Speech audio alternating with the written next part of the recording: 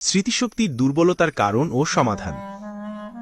সম্প্রতি অনেকেই অভিযোগ করছেন যে তারা কিছু মনে রাখতে পারছেন না, যেমন মোবাইল, মানিব্যাগ বা চাবি কোথায় রেখেছেন, কত রাকাত নামাজ পড়েছেন, অথবা ২-৩ দিন আগে পরিচিত হওয়া মানুষের নাম মনে রাখতে পারছেন না। এমন পরিস্থিতিতে তাদের নিজেদেরই লজ্জা লাগছে। এই সমস্যাটি বেশ প্রকট আকার ধারণ করছে।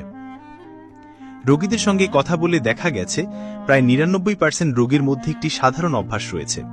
তারা রাতে দেরি করে ঘুমান, রাত ১২টা বা ১টার পর ঘুমাতে যান। এই বিষয়টি নিয়ে গবেষণা করে দেখা যায় আমাদের মস্তিষ্কে স্মৃতি প্রক্রিয়াকরণে গুরুত্বপূর্ণ ভূমিকা পালন করে হিপ্পোক্যাম্পাস নামক একটি ছোট অংশ। স্মৃতি কিভাবে কাজ করে? যখন আমরা কোনো নতুন তথ্য শিখি, সেটি প্রথমে আমাদের শর্ট টাইম মেমোরি বা স্বল্পমেয়াদী স্মৃতিতে যায়। সেখান থেকে এটি লং টার্ম মেমোরি বা দীর্ঘমেয়াদী স্মৃতিতে স্থানান্তরিত হয় এবং পরবর্তীতে একটি নির্দিষ্ট স্থানে জমা হয়, যাকে আমরা একটি স্টোর রুম হিসেবে কল্পনা করতে পারি। এই পুরো প্রক্রিয়াটি হিপ্পোক্যাম্পাস দ্বারা নিয়ন্ত্রিত হয়।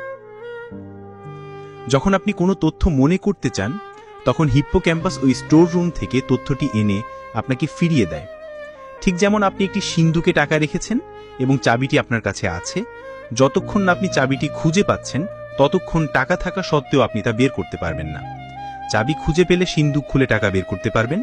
একইভাবে স্মৃতি আপনার মস্তিষ্কে আছে, কিন্তু যদি হিপ্পোক্যাম্পাস নিষ্ক্রিয় বা অকেজো হয়ে যায়, তবে আপনি সেই স্মৃতি ফিরিয়ে আনতে পারবেন না।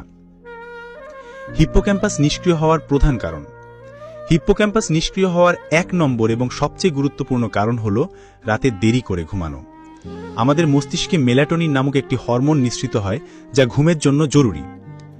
বাংলাদেশে এখন অর্থাৎ ভিডিও তৈরির সময় অনুযায়ী সন্ধ্যা ৬টা ২০ বা ৬টা ৩০ দিকে সূর্যাস্ত যায়।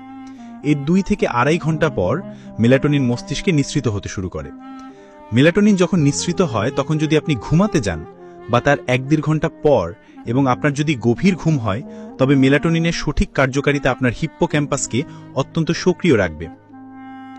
মেলাটোনিন নিঃসরণ সাধারণত রাত ৯টার দিকে শুরু হয় এবং রাত ১২টা থেকে ১টার দিকে এটি সর্বোচ্চ পর্যায়ে থাকে। রাত ৩টা-৪টার পর মেলাটোনিন নিঃসরণ কমে যায়। আপনি যদি ওই সময় ঘুমান, তাহলে আপনার ঘুম গভীর হবে না এবং কোয়ান্টিটি ঠিক থাকলেও কোয়ালিটি ভালো হবে না। এই কারণে হিপ্পোক্যাম্পাস নিষ্ক্রিয় হয়ে পড়ে। সমাধান কি?